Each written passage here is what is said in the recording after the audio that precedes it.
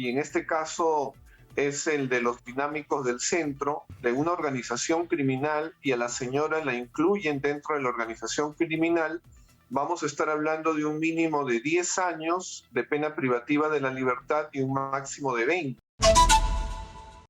Ha habido una noticia que ha llamado la atención el día de ayer, que ha sido la inclusión en la investigación sobre Vladimir Cerrón y Richard Rojas, de la madre de Vladimir Cerrón. Bueno, y en realidad del propio Richard Rojas, ¿no? Que entiendo está haciendo cola para ser reconocido como embajador. ¿Qué implicancia puede tener esto desde tu punto de vista, Pedro? Bueno, en principio acrecienta las sospechas de que hay un vínculo político partidario en este grupo que ha intervenido en el tema del lavado de activos luego de la apropiación de dinero del Estado.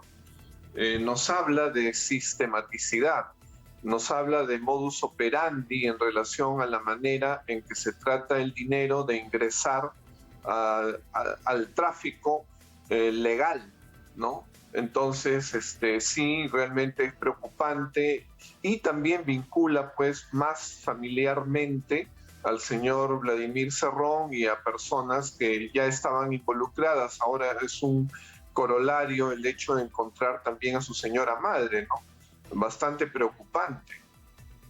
Ahora, la teoría, es decir, acá hay varias investigaciones que se cruzan, ¿no es cierto? Tienes la investigación por los dinámicos del centro, tienes la investigación específica sobre denuncias de casos de corrupción en la construcción de un hospital, ¿no es cierto? En el tema que es por el que tiene una sentencia Vladimir Cerrón, que son las obras en la Oroya, pero tienes también la investigación del equipo del fiscal Rafael Vela de lavado de activos, que sostiene la teoría o la presunción de que Perú Libre, al igual que otras organizaciones políticas, es decir, que Fuerza Popular, ¿no es cierto?, que el Partido Nacionalista, han actuado o han funcionado como organizaciones criminales. Es decir, que hay un modus operandi, ¿no?, donde la actividad política se convierte,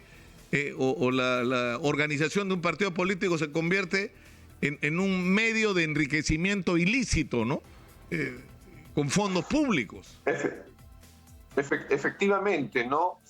Y eso agravaría la situación de los nuevos incluidos, porque nosotros sabemos que el decreto legislativo 1106, que trata sobre el lavado de activos, que viene del 2012, establece una figura básica que es la que nosotros apreciamos que ha sido incluida la madre del señor Cerrón.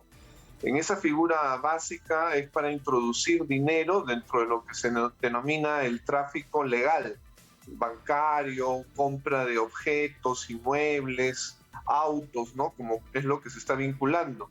En ese caso, la pena, en el sentido simple, es entre 8 y 15 años. Pero si nosotros hablamos, y en este caso es el de los dinámicos del centro, de una organización criminal, y a la señora la incluyen dentro de la organización criminal, vamos a estar hablando de un mínimo de 10 años de pena privativa de la libertad y un máximo de 20. Entonces la situación se pone más grave si es que ingresa ella dentro de esa consideración. Claro, porque de lo que se está hablando es de que, es decir, dineros que se han recibido o que tienen un origen ilegal, que se presume que es el cobro de comisiones ilegales, han sido utilizados para la adquisición de bienes.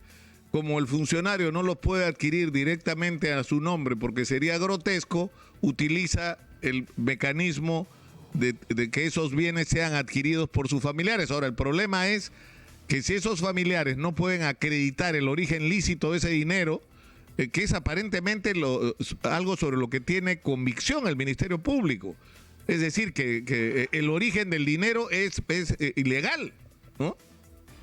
Claro, porque se trata de que ella es una profesora universitaria y bueno, quienes somos profesores universitarios pues sabemos que los ingresos no son muchos y ella tiene adquisiciones, por ejemplo, de un inmueble por 376.000 soles, un vehículo, ¿no? Y gastos o intento de cobro de cheques por sumas muy grandes que no se justificarían en relación a sus ingresos.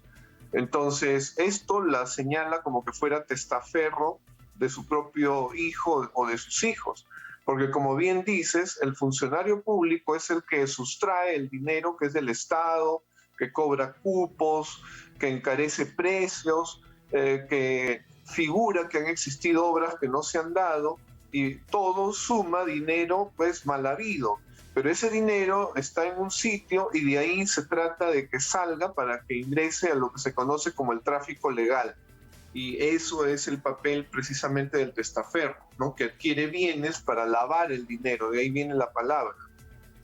Ahora, ¿cuál podría ser el final de esta investigación, Pedro, según tu juicio? Porque, o sea, de lo que estamos hablando es una vez más, es decir, que es el mismo mecanismo, ¿no? Que se repite, financiamiento irregular, partido que llega al gobierno al nivel que fuera, local, regional o nacional, utilización de ese poder para contratar de manera irregular, y en el caso de las contrataciones del gobierno regional de Junín hay casos escandalosos, ¿no? Y luego la disposición de ese dinero obtenido ilegalmente tratando de meterlo al mercado formal. Digamos, ese esquema que ha funcionado en varios partidos, todo indica que se repite en este caso, por lo menos es la teoría del Ministerio Público. Efectivamente, ¿no? Nosotros sabemos que en el tema del lavado de activos hay dos pasos. Uno es la adquisición del dinero, que generalmente es lo más difícil, ¿no? Porque el tema del lavado de activos no solo está vinculado a los hechos de corrupción de funcionarios, también está vinculado al tema de narcotráfico, trata de blancas, muchos delitos, varios delitos. Y el hecho es que a veces la dificultad está en encontrar el primer delito, ¿no? Aquello que hace de ese dinero sucio y que va a ser lavado. Porque ya la adquisición de bienes, la compra, ¿no? La apertura de cuentas bancarias, todo eso ya más o menos se conoce. Entonces aquí la diferencia que tenemos es que sí se sabe de dónde proviene el dinero, porque el señor ha sido presidente regional y este dinero que vincula a la señora, a su señora madre, está desde el 2010. Entonces no es un tema que tenga dificultad de probanza. Lo que se tiene que dar ya nada más es el tiempo que se prepare la acusación, pero los elementos de probanza, aparentemente con el descerraje, los allanamientos que hubo la vez pasada, ya se han conseguido. Entonces hay elementos muy fuertes como para considerar que se va a probar bastante bien el delito de lavado de activos. Ahora, en el caso de Richard Rojas, ¿cuáles son las implicancias que esto puede tener? Bueno, lo definitivo que pues no es una persona que va a poder acceder a una embajada peruana en el exterior, ¿no? Y claro, como digo, consolida la visión de que el partido ha sido utilizado como una organización criminal, ¿no? Que es lo mismo en otros casos que ya son emblemáticos. Entonces, es un caso más de políticos dedicados a la corrupción, organizados políticamente para la corrupción. Ahora, lo increíble es que, claro, lo que debería marcar la diferencia con respecto a si el partido ha sido un instrumento inocente, digamos, una víctima de malos dirigentes que han utilizado el partido para su beneficio personal, o sea, la diferencia con un partido que en realidad es una maquinaria concebida para utilizar el aparato del Estado como un medio de enriquecimiento, la diferencia debería estar en la respuesta del partido. Y lo que es increíble es que ninguno de los partidos donde sus dirigentes están sometidos a investigación ha tomado distancia con los dirigentes, los ha expulsado del partido, los ha sometido a investigación. En el caso de Perú Libre han hecho una colecta para pagar la caución de Vladimir Cerrón, ¿no? O sea, es una cosa increíble. O sea, Claro, Sentencian a tu dirigente y tú tienes que pagar como militante la reparación. O sea, ¿dónde se ha visto eso, no? Claro, pero eso generalmente no es voluntario, eso es coaccionado. La gente que le piden un cupo y son trabajadores, en realidad lo tienen que dar porque si no los van a despedir. Es un modus operandi que se conoce, no es voluntario.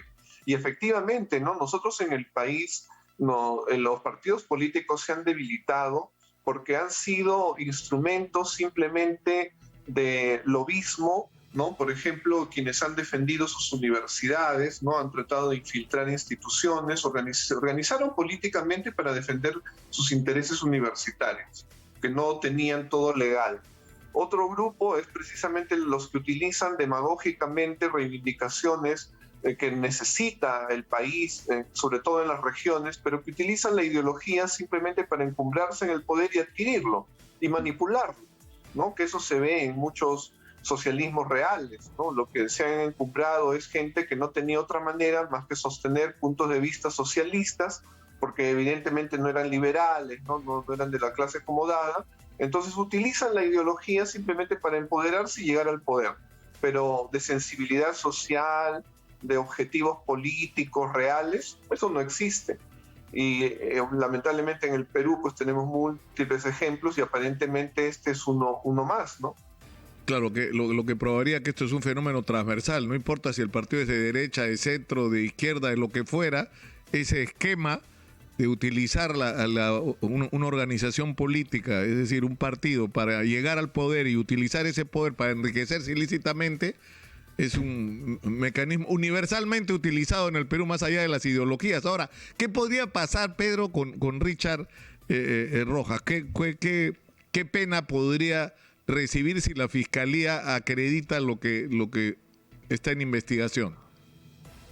Lo mismo que estamos diciéndonos, ya en él perteneciendo al partido político y siendo el partido político la organización, entre comillas, él está mínimo entre, digamos, unos 10 a 20 años.